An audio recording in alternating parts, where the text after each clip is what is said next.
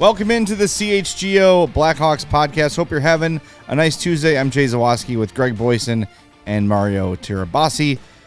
Big show today. We've got news from Hawks practice. Greg and Mario were there. I was here transcribing the Joel Quenneville interview with the Cam Strick Podcast. So a lot to get to today. We're going to hear from Coach Q in this last half of the show. This is the first time Joel Quenneville has spoken since his resignation from the Florida Panthers in light of the Brad Aldrich sexual assault scandal.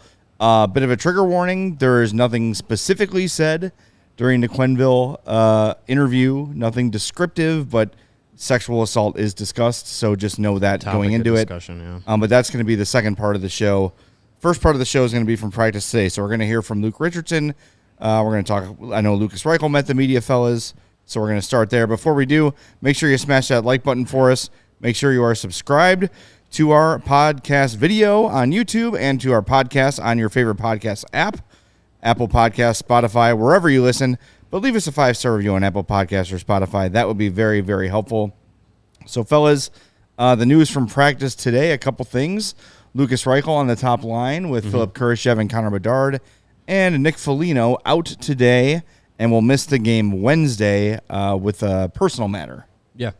Yeah, with Foligno not playing and Connor Murphy also not ready to be jumping in the lineup, and Wyatt Kaiser being sent down to Rockford. Jared Tenorti going to be back in. Taylor Radish is back in. And then, the lines got jumbled up, finding Lucas Reichel playing with Connor Bedard and Philip Kurashev. I'm excited to see those guys together. They got some run together in the last game, later in the game. And I think, Luke, his justification for it was that, it's three guys that spend a lot of time together, play similar styles, have some skills and traits that can play off of each other pretty well. So, hopefully we get to see some offense come from that line. But what I liked hearing both from Luke and from Lucas is that there is going to be an emphasis on some of those guys working on their defensive game, being able to not just have three guys that are really skilled, really offensively skilled, just trying to go full bore 100% offense. They're all going to have to work on, their defensive responsibilities as well. So that'll be interesting to see how that plays out, especially against a team like St. Louis, who I don't think they've officially been eliminated from the playoffs, but pretty much are eliminated. They're on from the brink. Playoffs. Yeah, the Hawks beating them tomorrow will definitely increase those chances of them having to book tee times on the same day. What a shame that would be. Yeah, I'm looking forward to seeing that line with in the offensive zone. Defensive zone, I don't know who's going to go get the puck and get it out of the zone. It's basically Philip Kurashev or bust at this point. Been the problem with whoever is on that line for much of the year. That line the Bedard line gets hemmed in its defensive zone a lot. It probably will, but we'll see. If they can get a couple goals on the board, then it's a wash. Yeah, you live with it, right? Right. I mean, those guys are there to score goals, not play defense. But, it wouldn't hurt if they can, get the puck out of the zone a little quicker. Right. Well, it's interesting because when they were on the ice, Bedard was on the ice late against Dallas trying to defend that 1-goal lead. At some point, you've got to let these guys get out there and sort of sink or swim defensively. And Connor Bedard and Lucas Reichel are not going to get better defensively if they just spend their entire careers sheltered and not having to play in the defensive zone at all and having only offensive zone starts. If you want Connor Bedard to be the player you think he's going to be, which is going to be a top 3 or 4 player in the league, near the top of the league in scoring every year. There's not a lot of guys that are one-dimensional that do that. Even Patrick Kane, later in his career, had to at least fake that he was playing defense. Yeah. And a lot of times you can get away with it because he was with Jonathan Taves, or sometimes he was with Hossa, or sometimes with Sharp, and really defensively, Brandon Saad, a lot of defensive responsible forwards, but he at least had to go play the game. I'm not asking Connor Bedard to be Patrice Bergeron or prime Jonathan Taves, but it's got to be better from what it is. I believe it will be. He's 18. Yeah. Right. This is what we all expected he would be. So it's nothing to be concerned about, but I think now is a good time. End of the year, let's throw you out there and let's see what happens. These are three biggest, the Hawks are three best offensive players. Go out there and play together and see what you can generate. Mm-hmm. Yeah, I think this is the time of the year where a lot of these, small tweaks and little experiments can happen going into next season, because you have a team that's not contending for anything. You have a lot of I don't want to say certainty with who's going to be around and who's not, but I think you have a good idea of who's going to be around next year, and obviously long term. Kurashev, Reichel, and Bedard all fit into that picture. So see what you have. Give them an opportunity to play together. You give a guy like maybe give a guy like Kevin Korchinski a little bit more responsibility than he's had this season. Put him on a PK or something like that. Try and see what you can get out of these younger guys late in the season, now that they've had basically a full season of run in the NHL, and see if there's anything that you can put on tape to go into next year with, and say, like, here's where you were at the end of last season. Let's work on this. Work on strength, or work on some mobility, or reading plays, like different things like that. Like, this is a good time of year for this team that's not doing anything past these next 5 games. Experiment a little bit.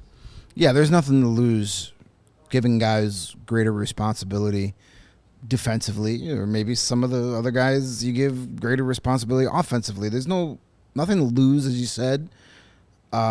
Best case scenario, these guys go out there and like a Bedard line starts to show signs of playing better defensively, and you carry that momentum into the offseason in the next year. Or you lose and you help your odds of getting number 1 overall a little bit. Like, there's really no bad outcome to any of this. Yeah. So this is the time to do it. 5 games left.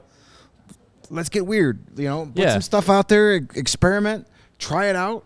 If Luke's had this weird power play look or PK look that he's been dying to try all year, do it.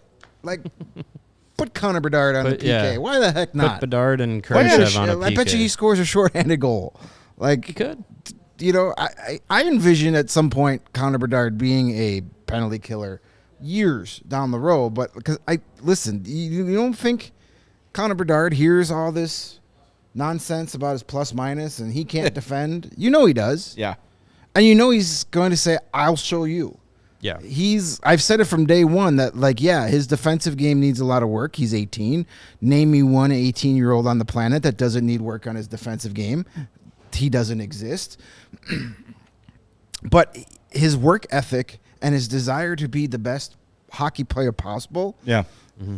I have nothing but confidence that he is going to turn into a more than serviceable defensive player in the next couple of years. Well, I mean, that's just it. You got a guy who they quite literally have to drag off the ice. Yes. They have to kick him out of the shooting room because there's a party booked in there, and he's like, can I just go to the party and just shoot with these kids? Like, he just doesn't want to stop improving, and I know it can be a little bit of a drain sometimes on the Hawks, equipment managers and stuff. Like, I would like to go home and see my family, kid. Yeah. And sometimes the veterans are like, hey, kid, pump the brakes. You don't want to burn yourself out.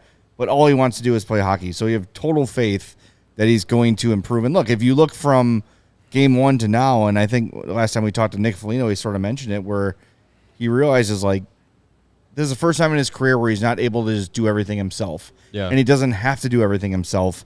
So waiting for the puck, standing at the blue line, to go create offense, that's not going to work here. It might work occasionally, down a goal, whatever, fine. But more often than not, he's going to have to be participating and engaged defensively. Yeah. And since he's returned from the jaw injury, and especially the last, 10 games or so, I think you've seen him more willing to go into a corner, win a puck battle, finish a check, He's done all those things. So the signs are there that the improvement's going to come. Well, and as Tanveers 12 says in our chat, Crosby and McDavid both were not good defensively in their rookie seasons, and they developed and evolved their game. And look, like you look at McDavid now, and just from a bird's eye view of his game, you're like, wow, he's super fast, super offensively skilled, so dynamic in the offensive zone. But you go back and you look at some of his full games. There are so many times where he is back checking and stripping pucks to create offense. And I think that that's something that, like you said, Jay, like Bedard is starting to learn at the NHL level that, it's not the WHL where you can just go 1-on-3 and just by pure skill beat everybody around you and then just say, oh, that's all that I need to know about defense is if I handle the puck in the defensive zone, I can skate past everybody and that's my defensive game. Like, no, like you actually have to go back and get the puck at this level. Like everybody at this level is going to be at that top end speed and skill and all that. So you have to actually actively go out and, try and chase down guys. I mean, there was a clip a few days ago of McKinnon and McDavid battling, and McKinnon's playing defense on McDavid, and the puck goes the other way, and McDavid chases down McKinnon and strips it back. Like, the top-level guys have the ability to do that, and I think Bedard eventually will get there. Like you said, Craig, there's no 18-year-old that steps onto the NHL ice and is a two-way savant. Right. Sidney Crosby, Connor McDavid, Connor Bedard were not drafted first overall to go out and play defense. Right. They will go out to score goals and create offense, and the defense will come. And it's not saying that Bedard has to be like a Selke winner. No, he just even if he's league average defensively. Yeah. Yeah. Like, that's fine. Right. Because he's going to put up a lot of points. He'll just get to the point where you're not a liability. Your line is not a liability. I'm not saying him personally is a defensive liability out there.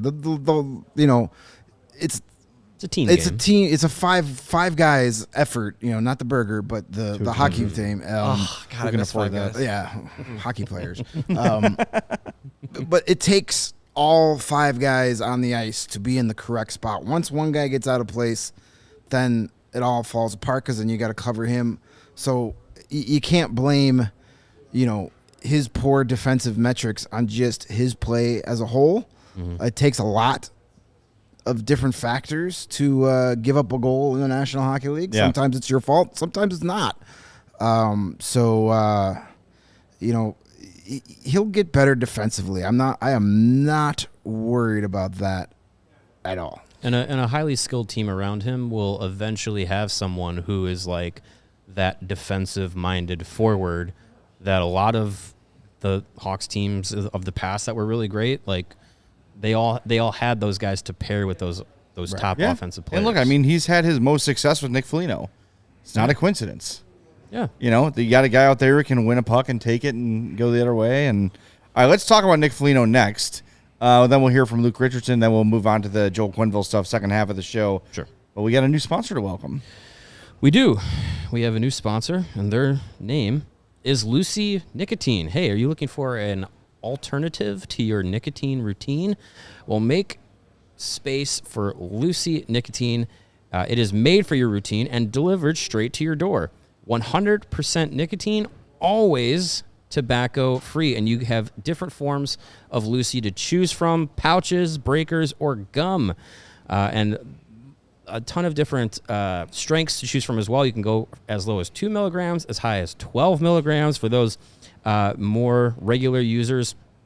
Different flavors like mint, apple ice, espresso, mango, and so much more. And you can sign up for their monthly subscription so you can save yourself from those weekly trips to the gas station. You can get 15% off with your monthly subscription, and there's no commitment. You can cancel at any time. And what sets Lucy apart from other nicotine alternatives is that they come with nicotine pouches, but there's a little tiny capsule inside, and that capsule contains the liquid flavor that saturates the pouch before it's even in use. You just break it, you get it all flavored up, and it's going to work for you. And don't take it from us. Take it from those positive customer reviews that say it's the best nicotine pouch people have ever found. feel and taste great. Couldn't be happier with their monthly subscription. Also delicious and discreet. These pouches give me all-day focus. So thankful for Lucy providing a clean nicotine alternative. So level up your nicotine routine with Lucy. Go to lucy.co/CHGO Hawks and use the code CHGO Hawks to get 20% off your first order. Lucy offers free shipping and has a 30-day refund policy if you change your mind. That's lucy.co/CHGO Hawks with the code CHGO Hawks to get 20% off and always free shipping. Now here is the fine print. Lucy products are only for adults of legal age, and every order is age verified. This product contains nicotine. Nicotine is an addictive chemical. Thank you for that. You're welcome. Nicotine Routine is my favorite Dean Martin album, by the way. It's not just an album, it's a lifestyle. There you go. And if you have a daily fantasy lifestyle, you're going to want to move over to Prize Picks. We've had a blast playing Prize Picks all year. It is the largest daily fantasy sports platform in North America. They're the easiest and most exciting way to play daily fantasy sports. It's just you against the numbers. So instead of betting against thousands of other players, battling against thousands of other players, including pros and sharks, you pick more than or less than on 2 to 6 player stat projections and watch the winnings roll in. You can now win up to 100 times your money on Prize Picks with as little as 4 correct picks. You can turn $10 into $1,000 with basketball, hockey, and baseball today on Prize Picks, America's #1 fantasy sports app. They've got something for every sports fan, from basketball to hockey to the League of Legends and everything in between. You can pick LeBron, Connor McDavid, and Jude Bellingham all on the same entry. Go to prizepicks.com/CHGO and use code CHGO for a first deposit match up to $100. That's prizepicks.com/CHGO and use code CHGO. Pick more, pick less. It's that easy. The other bit of news today from practice, before we get to Nick Foligno, Connor Murphy is making the trip, will not play against St. Louis, but could return this weekend, which is good news. And we haven't been on since it happened, but Wyatt Kaiser sent to Rockford. Not a big surprise. That is an indicator, as we said on Twitter yesterday, that it's very likely that Connor Murphy is close. We got verification of that today. So Nick Foligno now going to miss Wednesday's game with a personal matter. So Taylor Radish likely will pencil back in to that right wing spot in the second line. Yeah, it's good for Radish to get back in the lineup. Hopefully, his time out can give him a different perspective. Can come back with maybe a little bit of a refresh. He's had a tough season, so maybe getting in these last few games gives him an opportunity to find his game a little bit, at least for one game with Foligno out. Yeah, I don't know if sitting out one game is going to make that big a difference for a guy like Radish, who's 5 games struggled left all year. But no, maybe something. Who knows? But yeah, maybe it gives him a little something. It'd be nice to see him do anything before the end of the season. Like that would be an improvement. But obviously, if Foligno was playing, he'd still be sitting out. And that says a lot after a lackluster 4-0 beating you took with him out of the lineup there. But we'll see what he does. I mean, I would like to see Taylor Radish get a goal before the end of the year. It would feel good for him. I'm sure he would too. But I wouldn't be making an entry on Prize Picks about him getting a goal anytime soon. Less than. I'm not sure that you can. I don't know if I've seen him on there all year. I haven't really seen him much on the Prize Picks, but maybe. Yeah, and Liam Murphy says if Radish wants a contract, he may need to do something. Well, here's what's going to get Taylor Radish another contract. Probably not with the Blackhawks, but someone's going to give him at least a 2-way deal. He's big. Yep. And big guys still always have a place in the NHL. That's right. Mm-hmm. Even though it's not what it used to be. Not everybody needs to be 6'3", 225. Even though most of the elite players in this league are now the smaller stature, at least compared to 20 years ago, 30 years ago. But if you're still 6'4", 6'3", over 200 pounds, and have a little bit of scoring ability that he has shown, someone's going to roll the dice on you. Yeah. I don't think this is to say that Taylor Radish is not capable of playing in the NHL. It's just it's been a disappointing season from him, especially coming off of last year where he was a 20-goal scorer and we were very impressed with his play, being able to be in an elevated role from what he was doing in Tampa, and coming into this season, the expectations were up there for him to kind of build off of that and continue to be a piece, potentially a piece of the rebuild blueprint. But I don't know. This year, I'm interested to see what happens with him. He's an RFA at the end of the year. Maybe the Hawks say like, "Hey, it was a tough year for a lot of guys. Like, we'll give you an extra 1 year run to see what you can do. Prove to us that it wasn't, both either year wasn't an anomaly, or prove us right, or they just move on." Like, I think Blackhawks are kind of in a position where, they have a number of guys on expiring deals that you could move on from to maybe create space for a Colton Dock, or a player who you might draft first overall in this year's draft potentially. Like, they do have some flexibility. So I wonder who will be brought back. I wonder who will be moved on from. I think Radish is kind of like on that fence. Yeah, I wrote about that a while ago, like who should stay, who should go, and I don't know. That season last year still sticks with me. And like you mentioned, a guy that big, who is an effective penalty killer, who has scored 20 goals at this level before. It's hard for me to just walk away from that after a bad year. I really feel like we're going to hear exit interviews that he's on half a leg or something. Like, he just hasn't seemed right all year long. And yeah, maybe. I don't know. Maybe 20 goals is a fluke. I'm starting to think that. It could be. I mean, look, like, but is 5 goals the norm? Right. No, I don't think those so. are the two ends of the spectrum. Yeah. 20 goals and 5, but if you get a guy who can pump in 30 points and be an effective penalty killer for about $1 million, sure. Okay. That's fine. I think you already have that with Colton Dock and Ryder Rolston waiting up in the I'm with you on Doc, but he's a Doc. He is always hurt. And Ryder Rolston, hey man, Domer, love him. I don't know. I don't know if they see him as an NHL player. I don't know. I can easily walk away from Taylor Radish after this season. But if you sign him for $1 million and one of those guys is ready, cool, fine. Trade him for a pick, send him, waive him. Yeah. Whatever you need to do, fine. You're not stuck with Taylor Radish. It's not like a big investment. Yeah, if you give him a 1 year, like you said, $1 million, like that's a very low risk contract. Yeah. All right, why don't we hear from Luke Richardson, see what he had to say about the team and stuff. There's Charlie. Look at him. But he's not going to play tomorrow. We're hoping by Friday, Sunday, just get another skate in, and then kind of maybe game mode, like on the schedule of a day of a game. So, he looks good, and he says he's feeling better. So, so we're hopeful Friday or Sunday. Is Nick Foligno going to join you? He isn't. He's just taking care of a personal matter, unfortunately, and he will be back with us for Friday's game.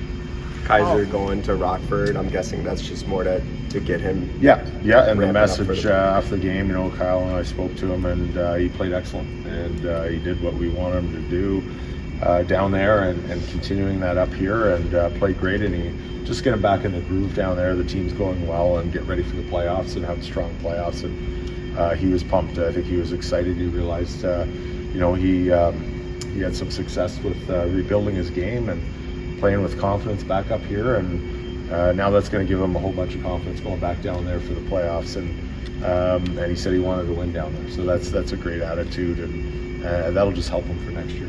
Have you talked to Kyle about whether this roster is kind of set for the rest of the season? Not really, no. We're just kind of seeing how things work, and we kind of did this last year with Reichel and Vlasic as well. We have a few guys coming back off injury, like Blackwell just came back, and now obviously Connor Murphy. So we want to get everybody some games, but we want to finish strong. In my eyes, I think we've played pretty good as of late.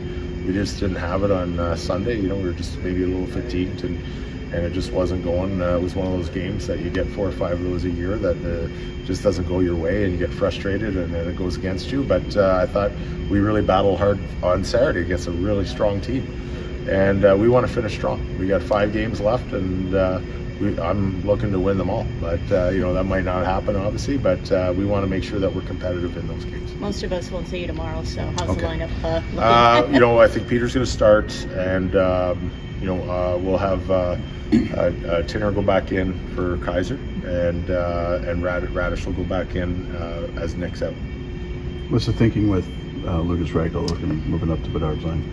I just thought he's played pretty good lately, and he's had some good bursts of speed and shooting pucks, and I jumbled the lines a little bit over the course of the last few games, and at times put them together a little bit. And I thought they looked good today in practice, and I think Lucas also has had some chemistry with Khrushchev in the past too.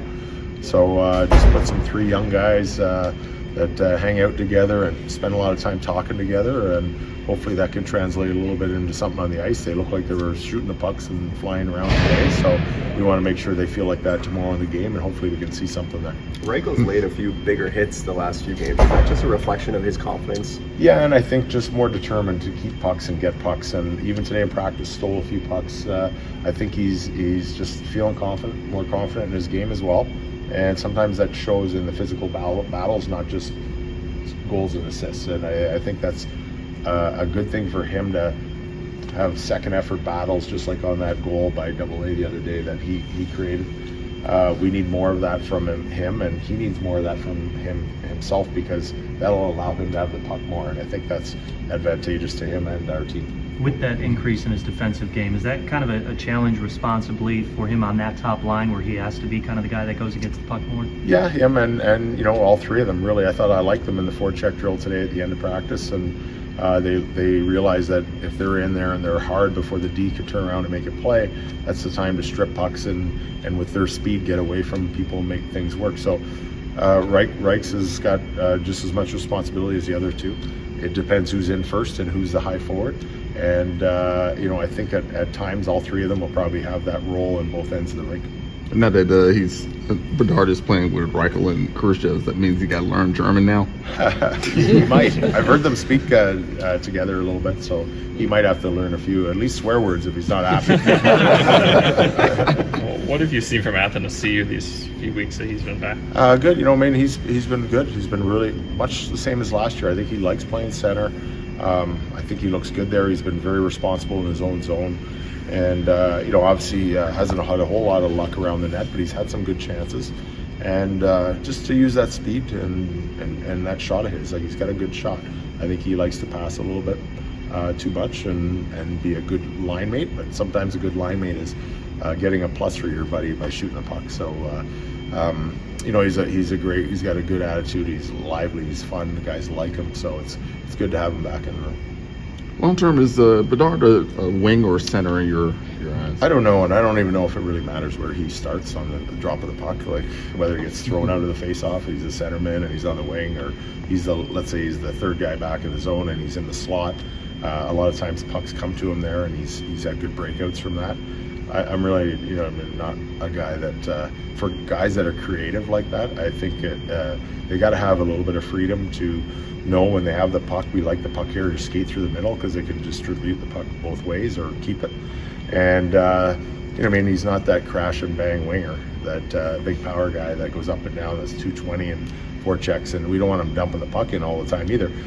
So I think, it's going to just depend on game by game right now, just depending on the personnel that we have that we can put with them as well.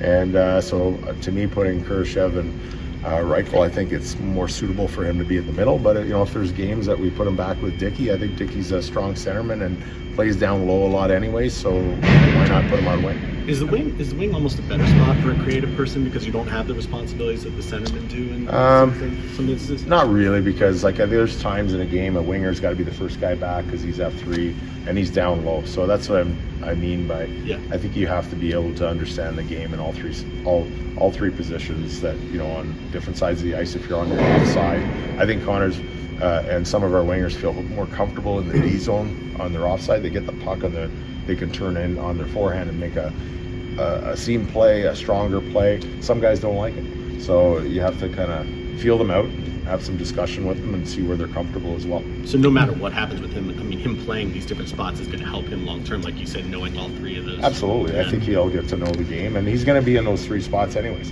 no matter where he plays with the drop of the puck. So, I think he's motivated by ice time. I don't think he cares. He could put him on defense and he'd be fine with it. So I'm not sure about goaltenders, but that would be the only place that he wouldn't want to play. But if you asked him to, anytime I've asked him to go and take a shift with someone on the right wing or left wing, he's no problem. Who do I got? Like, he's ready to go. So there's nothing that's advantageous to using this one-timer? No, I don't think so, because I think, he's just as good at pulling it on the strong side as we've seen, like on the power play goal the other night. Against Dallas, coming down on the strong side, pulling it, and he's so good laterally when he shoots the puck that I don't think it matters if it's either side. And we talked about that on the power play today. If it gets stalled over there, let's get you and Chrissy rolling and get on the other side and give them a different look and give yourselves a better look. Luke, I'm trying to remember back, but did a guy who wore number 99 kind of do the same thing with center wing? Not necessarily. I have no idea. That was before me, even before me. But he's a guy that came in a lot on his off wing and turned up and made his plays on his forehand. So he was a centerman, but he usually entered the zone on the side. The game's a little different now. The center is usually the place where we want the puck to be carried through the neutral zone with speed, but the game doesn't always lend itself to that. So you have to be flexible and adjust to the game as it goes. And I think that's all these guys, especially with our team right now, where our roster probably long term is not set yet. Like, I think the long term, there's lots of young guys that are prospects and coming in over the next few years. When they start coming in and things really start establishing, I think then you'll see really positions set. There he is, Blackhawks head coach Luke Richardson. Good stuff from him, as always. Yeah. Yes. Insightful, as usual. Yeah.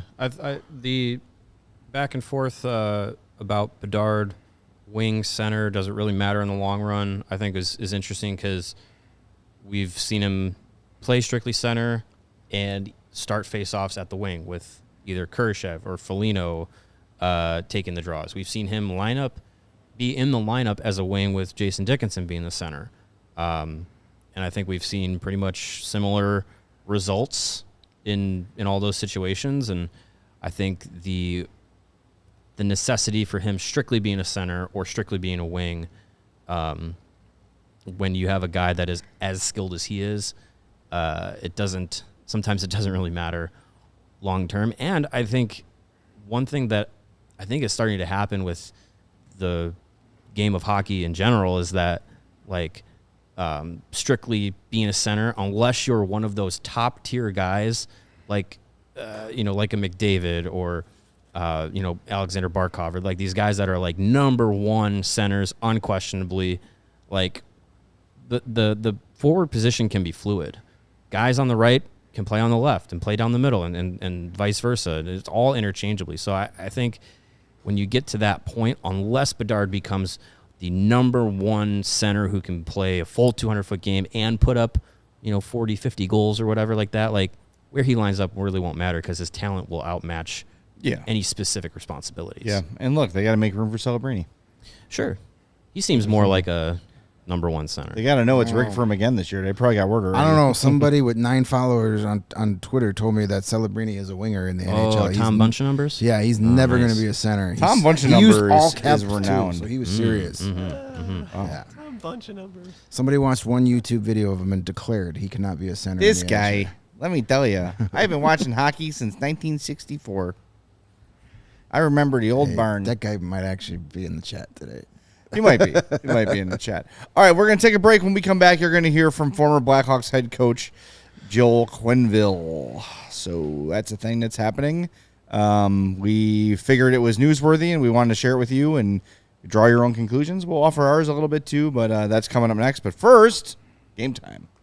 Game time. What's game time? Well, it is a website and an app that takes the stress out of buying tickets, because ticket stress is redonkulous. In fact, the absolute worst. Yes. And you shouldn't have to worry when buying your tickets for your next big event.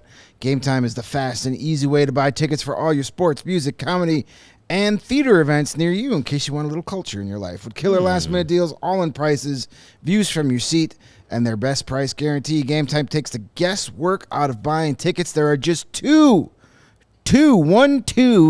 games left on the Blackhawks schedule this year at the United Center. Gonna miss that soup. And they are this coming weekend. And Mike and Ike's. I know, that was a nice the late season edition. Yeah. Friday night, Nashville Predators are in town. Start your weekend off. $47 gets you in the door for that one. Sunday, last home game of the season, Carolina Hurricanes, our guy, and maybe future Blackhawk again, Teuvo Teravainen. 5 o'clock start. Love the 5 o'clock start. Not as good as the 2:30 start, but still pretty good. Mm-hmm. Carolina Hurricanes, Chicago Blackhawks. Cheapest ticket on Game Time right now is $30. Not bad. For their last chance to see the Blackhawks play at the United Center until October. That's a long time from now. Lots of things can happen between now and then. So head over to Game Time and get those tickets while you can. Take the guesswork out of buying tickets with Game Time. Download the Game Time app. Create an account. Use the code CHGO for $20 off your first purchase. Terms apply. Again, create an account. Redeem the code. I'm going to spell it out for you. CHGO for $20 off. Oh. Download Game Time today. Last minute tickets. Lowest price guaranteed. And you're right. Buying tickets is stressful. And when I have to not use Game Time for some stupid reason, I always crack open a nice cold Coors Light because it helps me chill. It helps you chill. It helps all of us chill because it is the perfect cold refreshment to chill you out, especially during a stressful non-game time ticketing purchase. And really, anytime. Cracked one open yesterday watching the eclipse. Yeah. Why not? A little chill eclipse? Oh, man. Dropped about 10 degrees for about 3 or 4 minutes and then made that Coors Light even colder. It is mountain cold refreshment. And when those mountains turn blue, it's as cold as the Rockies. Coors Light is cold lagered, cold filtered, and cold packaged for a smoother finish. When it's time to chill, open a Coors Light. When it's your time to chill and my time to chill, Coors Light is the beer that we reach for. Get Coors Light delivered straight to your door right now by going to Instacart, CoorsLight.com/CHGO Hockey. That's the link, CoorsLight.com/CHGO Hockey. Celebrate responsibly. Coors Brewing Company, Golden, Colorado. Okay, so a couple of chats I'd like to bring in here. Windy City Hockey said he's going to use Game Time for tomorrow's game, as they're as low as $14 for the game in St. Louis. Nice. That makes sense.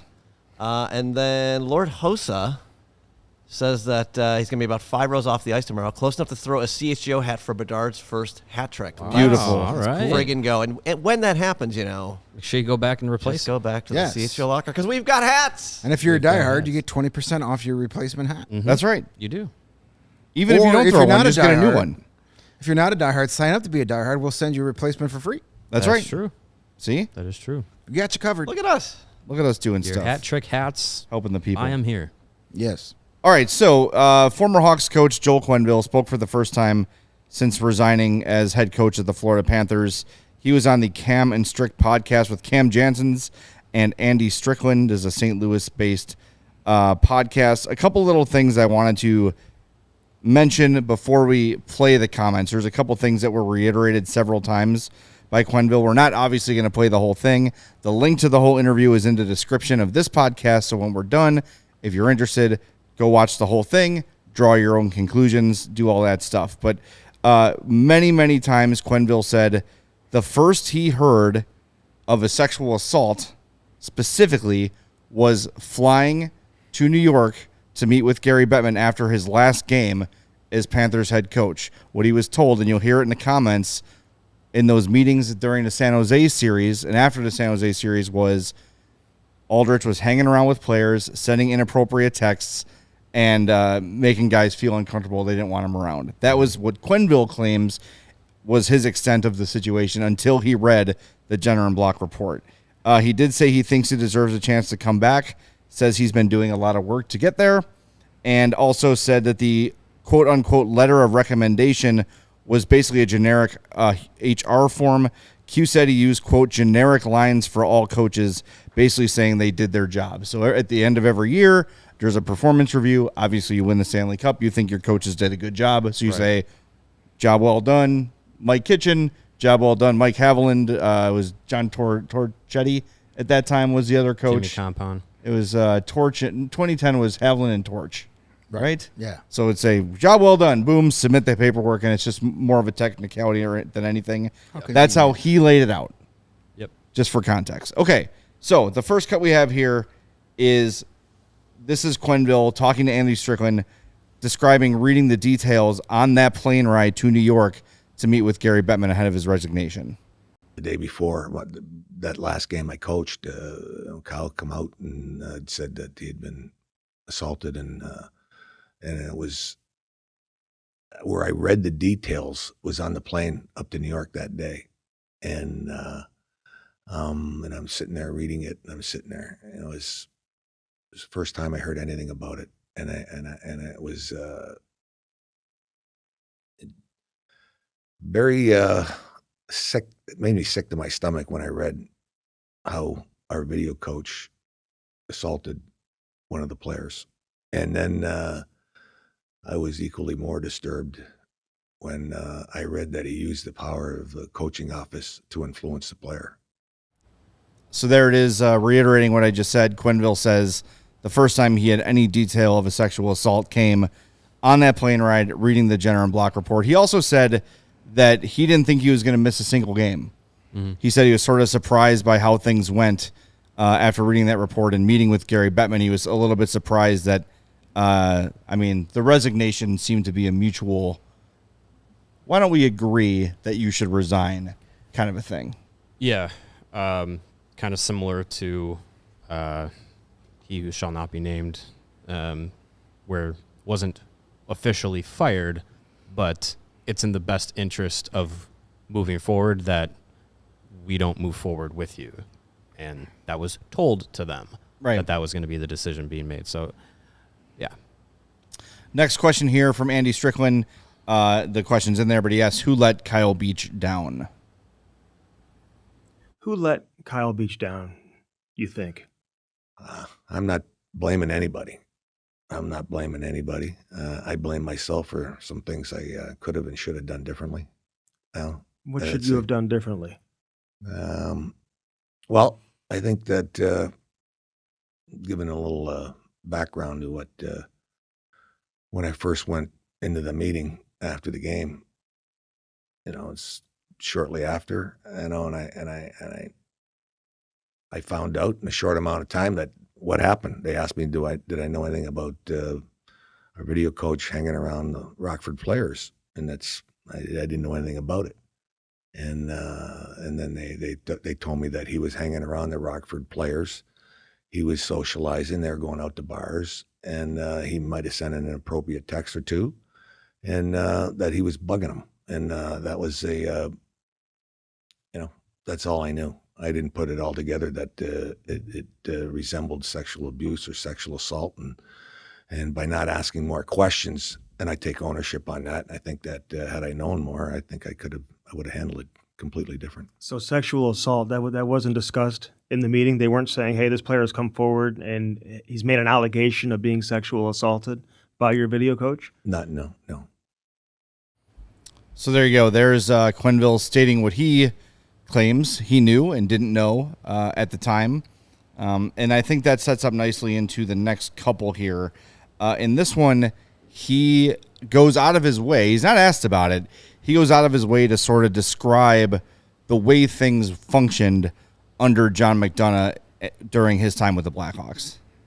Just to give you a little background, the culture around the organization, I think there was, I think people knew that the organization had, I'm going to say there's almost like a big divide. I think people, whether they're in the organization, around the organization, maybe even people around the league, knowing that, there was upper management, there was hockey management, and then their coaches. I think a lot of people felt the atmosphere around there. There's a big divide.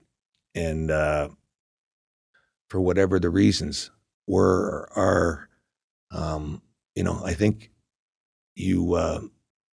my situation was I had a pretty good idea that I knew what I had to do.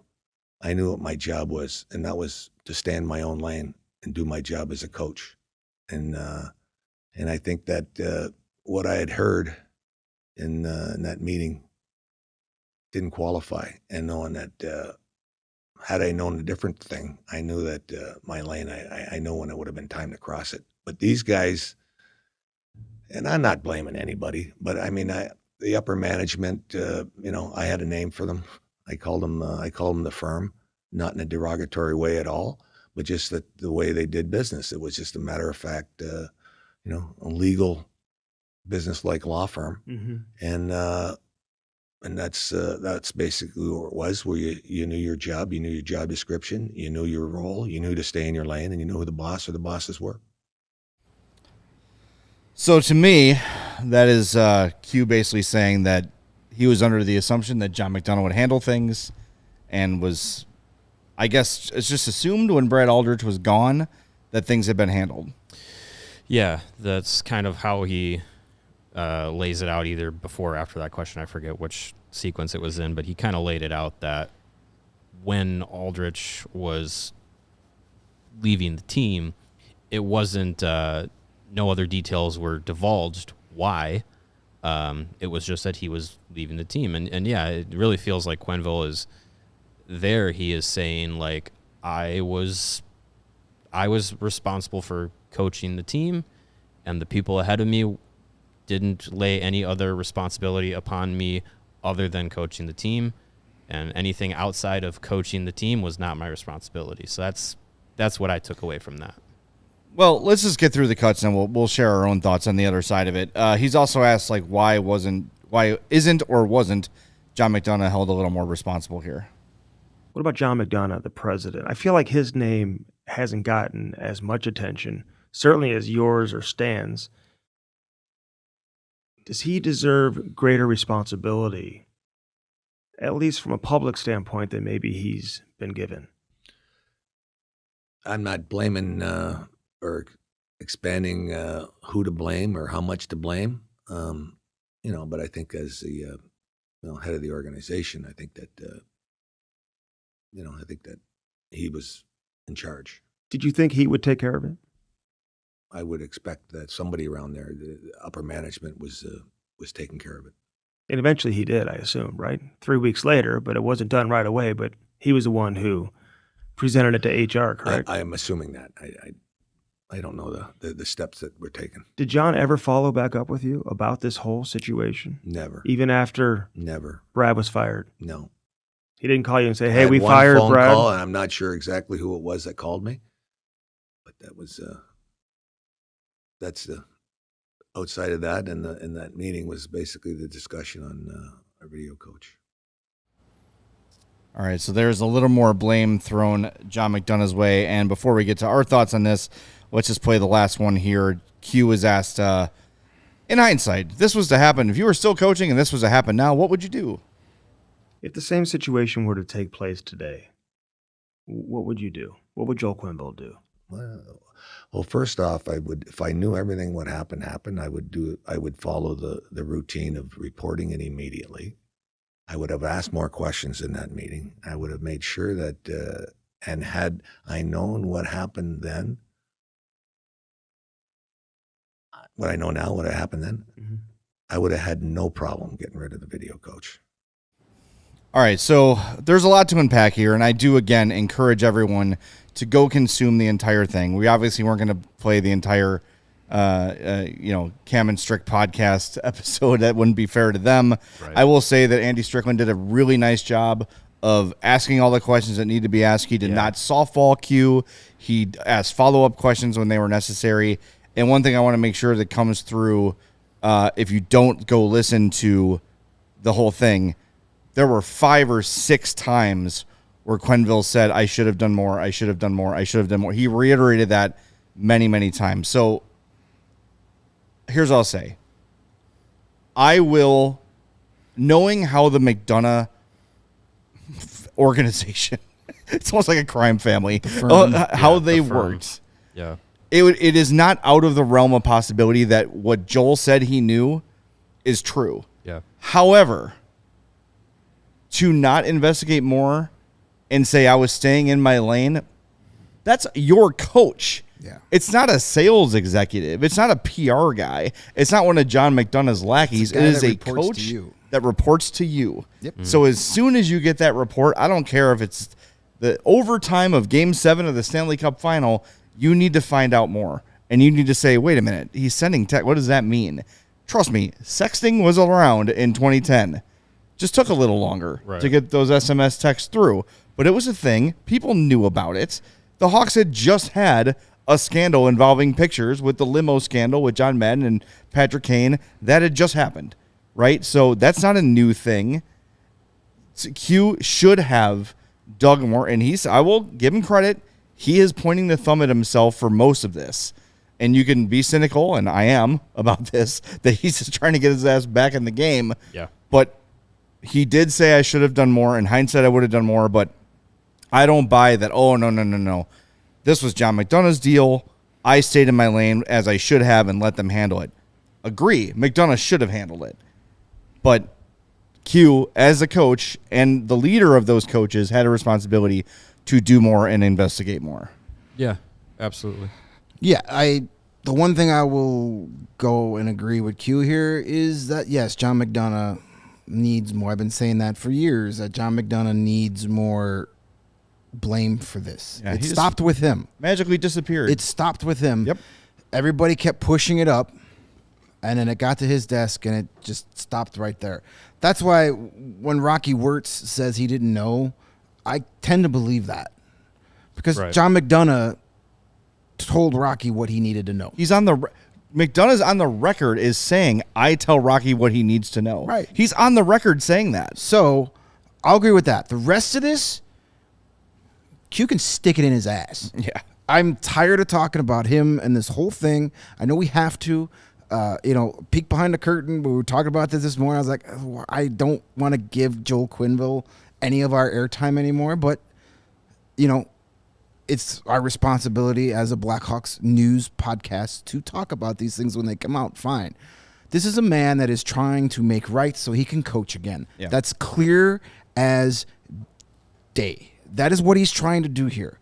Oh, I should have done more. Well, but you didn't. Right. And you lied about it, and you enabled it, and now you got the consequences of your actions. Too effing bad. You want to coach?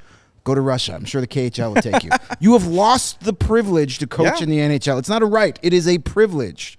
I wouldn't want to have play for a guy that will put my personal safety over the cost of winning. I wouldn't want that. Wayne Gretzky said that. I wouldn't want that. So, too bad. You had your chance. Listen, last time I checked, the head coach of a hockey team is the boss of the video coach. If someone complains to you, you have the power to say, pack your shit and get out. You don't have to wait for HR. You don't have to wait for John McDonough. You just didn't want to be bothered with it. You heard a little bit. You didn't ask any questions to learn more. You heard what you heard. You said, well, someone else would take care of this. I've got a game to win. There's your problem. Well, I wasn't in the room for those meetings. I don't know what he knew, but he flat out lied. Oh, I didn't know anything about that. And then the report comes out. Well, I kind of knew a little bit about. He's trying to save his image. He's trying to say, I'm sorry. Please let me back. No, you're sorry you got caught. There's a difference. I'm not buying any of it. I'm done with Joel Quenneville. I'm ready to move on. Sure, you can learn from your sins of the past, but you've lost the privilege of being an NHL coach. I know he's going to come back. I know he'll get another job. It's just the way it is. He's too successful of a coach for this to happen to, and nobody will say, I'll take the PR hit to win a Stanley Cup. You don't think the Pittsburgh Penguins would roll the dice next season, or the Detroit Red Wings? Sure they will. And he'll be allowed back in, but it is what it is. I'm just done. I'm just done with this whole thing. We can't move forward if we keep going backwards. And your point's right that it's a privilege. Like, it's not, he's not in jail. He's just not allowed to coach anymore because you screwed up, and he admits he screwed up. There are consequences to action. Yes. And if you think they're too hard, imagine doing this in working at, a bookstore or working at a grocery store. You wouldn't be allowed to do that stuff anymore. So, I see what you're trying to do, Q. At least you're taking a little more blame than you did before. I'll give you some credit on that, but, tough. Yeah, I mean, it's definitely doing this interview is definitely part one of the potential comeback effort for Quenneville. And look, he says it in the interview, and you can't be surprised by it that he wants to get back into coaching. It's hockey is what he's done all his life, and part of that potential opportunity to get back has to be learning from past mistakes and has to be showing remorse. It's all part of the game you play to, work your way back into it. But yeah, I think if the NHL, I don't have high expectations for them. If I'm being honest, I do think he's eventually going to coach again, because we know the NHL, we know Gary Bettman. I'd be shocked if he didn't coach again. But I think if the NHL really wanted to, be serious about, making these kinds of changes, learning from these situations, one of the, biggest scandals that has rocked the league in a long time.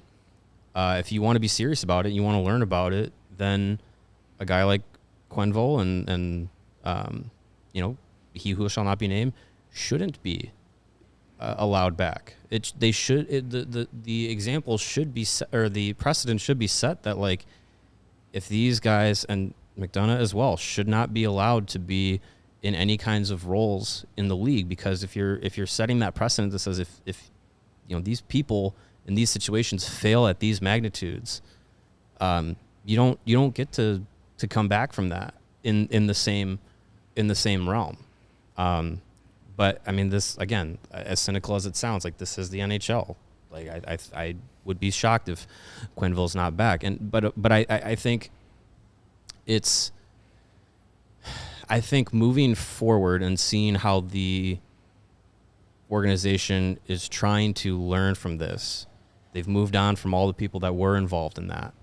And it seems like that division of ownership, upper management, coaching, like it was under McDonough, is no longer there.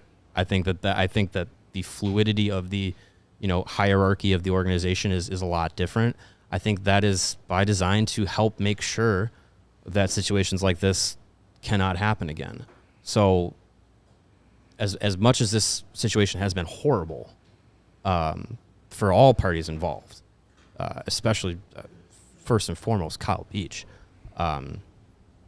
it is good to see that there have been steps done to learn from that, and comparing, in hindsight, comparing what Quenneville would do now to what he actually did. It's kind of not fair, right? Like it's easy to say in hindsight, oh yeah, I would have fired him on the spot. Right. Yeah, but you didn't. You could have asked one extra question in that meeting, or to anybody that was involved in reporting, Paul Vincent, the security guard or security head of security. One extra question could have changed all of that. And as Quenneville says in the interview at least twice, it's very easy to replace a video coach, and I would have done it right away. You ask that one extra question, and you could have done it, but you didn't. What are we talking about here? Right. That's it. And doesn't your curiosity be like, wait a minute, he's hanging out with prospects and he's sending them what do you mean inappropriate text? And he even says within that context, he even says it's not normal for coaches to hang out with players. Right. That right there should have been, perk your ears up a little Especially bit. And then Rockford player. And then to say he's hanging around these players and he's bothering them. Go to Aldrich and say, quit bothering these guys. Whatever you're doing, what are you doing? Knock it off. Quit bothering them. Yeah. Even that could have avoided some of this. And the other thing too, flags there. The other thing too that stands out to me is at one point in this interview he was asked, was Kyle Beach a guy that you could have seen? And he's like, I don't know. We had a lot of guys around, and Black Aces are there. here's the thing. If John McDonough had called a meeting after a San Jose game and said, Ben Eager and Nick Boynton are annoyed with Brad Aldrich, he would have acted immediately. Yeah. Right. Immediately there would have been action. It's not even Kane or Taves or Sharp or Hossa. Anyone that meant anything realistically to that There's NHL a reason Cup he roster. targeted the Rockford guys, the Yes. Black Aces guys, because that's how Predators operate. Power dynamics. But my point probably wasn't clear enough there. What I'm saying is that Q didn't prioritize this because, it's the Rockford guys. Whatever, fine. They're annoyed. I don't care. They're not on my mind right now. Right now I'm worried about winning a Stanley Cup. So if any of my main guys are bothered, I'll do something probably. But because it's these guys, I really don't. It's really not on my radar. It's not really. I'm not going to dig any deeper. It's fine. We'll just let it be handled. And again, he did say, I should have done better. I should have done more. Great. But it rings a little hollow when and he basically states that his goal is to just get back in the NHL and coach again and to get his legacy back. And he was actually flat out asked, do you think teams are afraid to take that PR hit and hire you? And he said, yeah. Yeah, and he was asked to kind of handicap, whether or not he'll get back in, and he called it a coin flip. Well, I mean, look at the response to Columbus hiring Mike Babcock. Yep. And then that went down in flames. Who could have predicted that happening? And that's brought up too in the interview. And yeah, I mean, I'm sure there is, just as Babcock was hired, I'm sure there's an NHL team that would say, we can handle this. We can take, make it worth our while to bring him in. And I don't think that should happen, but I wouldn't be surprised if it does. And Greg, I agree. I would like to be able to move forward from a Blackhawks standpoint, from a hockey point standpoint, hockey fan standpoint, to move forward from it, because the more that it just churns up, the worse it is for the person that was most direly affected in this. Who was failed by the organization. Yeah. Starting, with the person he made the first report to, and all up and down the line, they all failed him because they all just said, don't worry, that my boss will take care of it. My boss will take care of it. And when the boss got to the boss's bosses, he did nothing. By the way, Dale Shytown says at least he admitted he was sorry and should have done more. For the record, and I'll listen to it again, I don't believe I heard an apology in that entire interview. I don't think the words "I'm sorry" came out of his mouth. Now, maybe that's semantics, but I do think when he was asked, did you talk to Kyle? And he said, I reached out to Kyle, and at first Kyle wasn't comfortable with the conversation, and I'll just keep the rest between us. Andy sort of opened the door for him to say, did you apologize? And the words "I'm sorry" never came out of his mouth. Now, maybe he is sorry. Again, potential semantics, but there was not a flat-out, I'm sorry, Kyle Beach, I failed you comment from Q. At least on the record. Maybe he said it over the phone. I don't know. Yeah, but just I don't think he said those exact words in this interview, but I don't know. I don't want to assume anything. But if he had a personal one-on-one conversation with Kyle, I would hope that was something that was said, at the very least. Yeah. So. Well, we'll see. I do think that this is probably going to lead, maybe not directly, but I think sooner than later, someone's going to hire Q, and they will tolerate the wave of bad PR and the mad social media people. And then those same people, the majority of them, when the team puts together a 7-game winning streak, will conveniently forget about it and move on. And that's just the way of sports. It's the way of life. It's the nature of not just hockey, but college sports, pro sports. Yeah. And look, I hope he's sincere. I hope he learned his lesson. And look, I'm a different guy now than I was 15 years ago. There's no doubt about that. And you can learn and you can grow, and I leave room for that. But I think you can still do that without saying, okay, now that I've admitted that, can I please come back in? Right. It just seems it's different. Dedicate your life to helping survivors instead. Use your name, use your time, use your energy, and put that effort forth. Don't put the effort forth to, hey, look at what I've done. Let me back in. Say, hey, you know what? After this, I have sort of discovered how important this is, and I'm going to use my name, Joel Quenneville, as the second winningest coach in NHL history 4 Stanley Cups under his name to educate people and to be an advocate for these survivors. And that's how I'm going to use the rest of my years in the limelight. And guess what?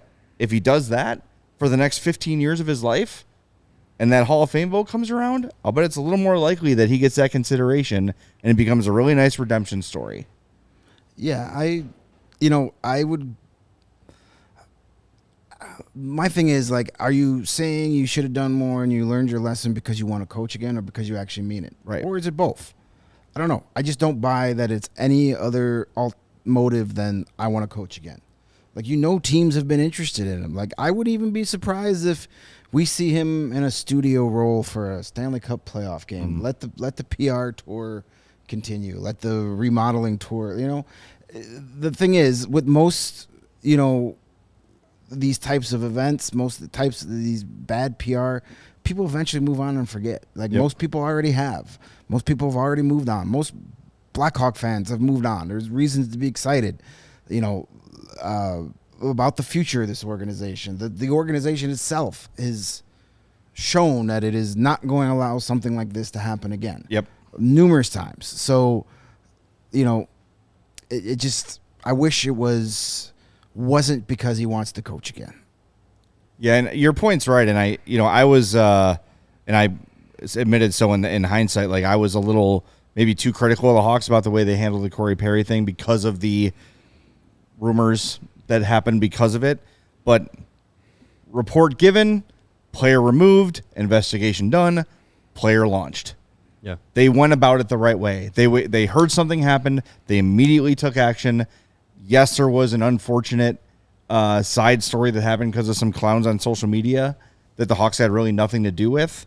But they did their due diligence as quickly as they could and made a decision. So it shows you that the people in charge now are being active. And look, part of it is the fallout of this. They can't afford another one of these. Right. So they have to be extra diligent, but they're 1 for 1 in situations like this. Yep. So, all right, well, this is going to come up again when he gets hired, and it's frustrating, and it's this sort of, we talk about how the Stanley Cup is tarnished. Those 3 cups are tarnished because of this whole thing, and every now and again it just rears its ugly head, and we have to talk about it, and I hope we did a fair job, and I hope you all will do your due diligence in going, first of all, listen to the whole Cam Strick interview with Q. Again, the link to the YouTube is in our description. And also, if you haven't or if you've forgotten, go read that Jenner and Block report, because this is not just about inappropriate texts. There is a lot more to this story than that that we're not obviously going to say on this show, and be warned that Jenner and Block report is incredibly detailed and very difficult to read. Yep. So it is. All right, well, we're back tomorrow. We've got a watch party. Watch along. Yes, watch for Hawks and Blues. Amazing. That won't be difficult-ish. Well, that'll be all right. It'll be more fun than this, that's for sure. Yes. Yeah. But yeah, it's going to be a good time than today. Yes, there better be. There better be more pizza than this. More today, more Salernos. We had 0% pizza today. Fine with that. It's inexcusable. I mean, it's early in the day. That's true. That's true. Could be pizza later. But there were 2 meals in which I could have pizza and opted not to. I got to rectify that. Well, there's always second breakfast. That's true. That's true. We'll do that tomorrow. So join us we'll do like a little quick puck drops at 6 o'clock game tomorrow? 7 o'clock. 7 o'clock. So we'll basically jump on the air at 7, do a little bit of a pregame thing, be with you for the whole game, then we'll do a postgame show as well. So we'll talk to you then. Thanks for being with us. On your way out, please do us a favor and smash that like button. We'll talk to you tomorrow at 7 on the CHGO Blackhawks Podcast.